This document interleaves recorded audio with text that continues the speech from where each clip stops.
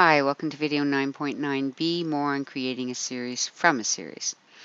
Okay, so it's a little review here. Good starting series that you're going to build from are 1 over 1 minus x, the geometric power series, e to the x, the exponential power series. These are good starting places, and we will be adding more of these series in section 9.10. Okay, strategies to get from a known function to another is substitution, multiply or divide by a constant, differentiate, or integrate. Now here's one more that we're going to add to our list, and that is you can always add or subtract one series to or from another. Keep in mind they're like infinite polynomials, so adding polynomials means you simply add the like terms together. Okay, so here's some properties, operations with power series. If you have two power series, f and g, they're saying if you have f of k times x, then it's the same thing by just replacing x by kx, and of course kx to the n is k to the n, x to the n. Basically, they're telling you you can substitute. You can replace x by kx. You can also replace x by x to the n, capital N. So that becomes x to the capital N to the little n, which becomes x to the capital N times little n. So you can replace x by a multiple of x. You can replace x by a power of x. This is the one we were just talking about where you can add or subtract two series. So in other words, you can replace x by kx, replace x by x to the n. These are actually the old ones. And the new one is you can add or subtract two series, which is we add or subtract like terms. Partial fractions can help you split up a fraction into the sum or difference of two fractions. Okay, so I suppose there's no need for this, is there? Since there's nothing attached to it. And it's probably on the next page. Okay, so in number 17 through 26, it says use the power series 1 over 1 plus x. I don't know why they're doing 1 over 1 plus x, but in other words, what they did is they replaced x by negative x in our 1 over 1 minus x. So instead of getting x to the n, they have negative x to the n, which is negative 1 to the n, x to the n. So they're just skipping the first step. So they're starting with this. They want you to determine a power series centered at 0, like this one is for the function that they're going to ask you for, and identify the interval of convergence. So for number 20, they want 2 over x plus 1 cubed. So we've seen something like this on the worksheet. They already went from 1 over 1 minus x to 1 over 1 plus x, but we want to get to 2 over x plus 1 cubed. So what we're going to do is we're going to find the second derivative.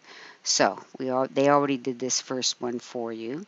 You're going to find the derivative of 1 over 1 plus x, which is actually 1 plus x to the negative 1, which is negative 1 times 1 plus x to the negative 2, which is this function right here.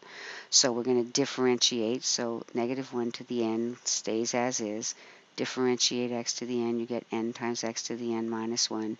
Differentiate, differentiate, differentiate, and you'll see this starts at 1. Then we differentiate again.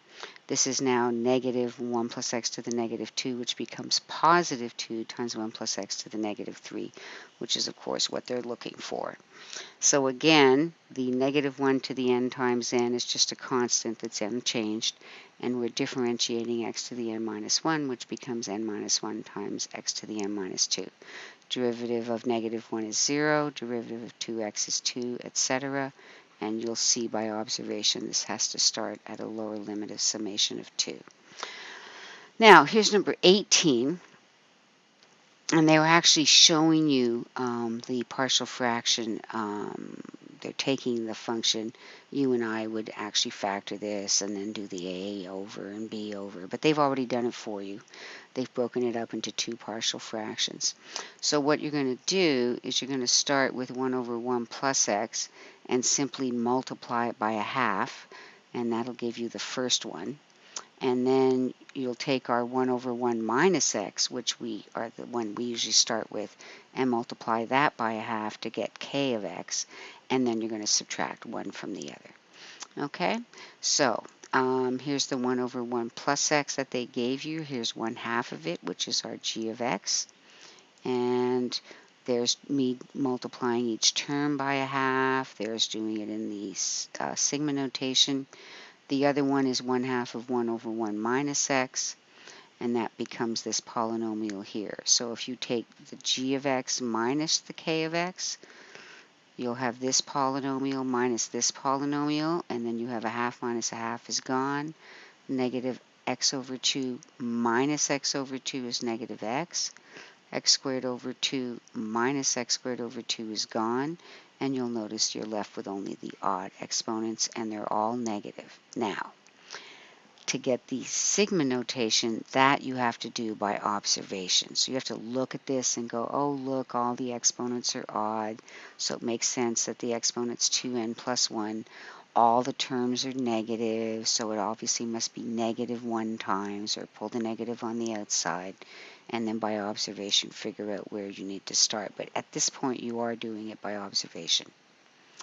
Find a power series for the ln of 1 minus x squared, and by finding a series for this. Okay, so they're letting you know that that's, okay, I'm going to show you on the side how that works.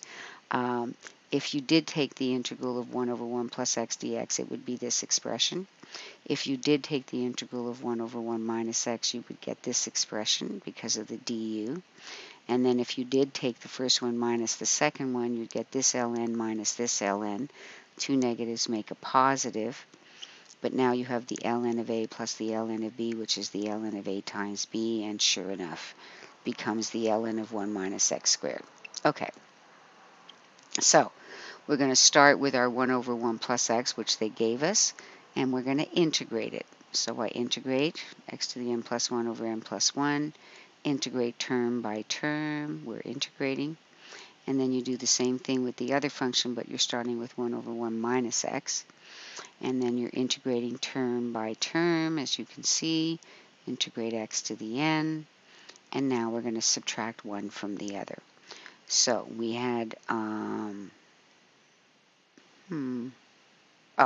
we had this one here, x minus x squared over 2, etc., minus, and then this one over here.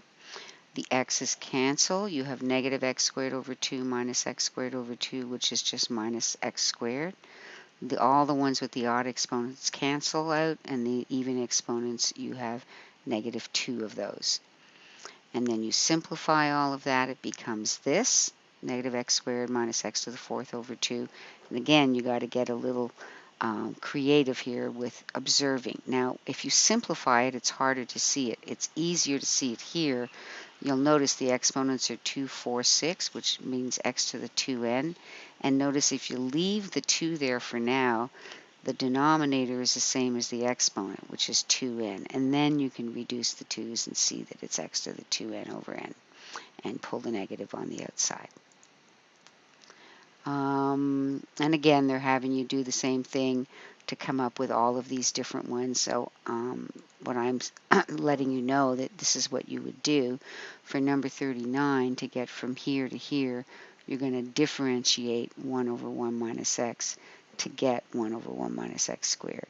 For number 40, you're going to take what you got in number 39 and simply multiply it by x, as you can see. For number 41, you're going to split that up using, you're going to split that up into 1 over 1 minus x squared plus x over 1 minus x squared, which is these two fractions here. So just take the two series you got in 39 and 40. And in number 42, in order to get to this expression right here, you'll notice it's the same one as this one, only multiplied by x. So they're kind of building on each other. Okay?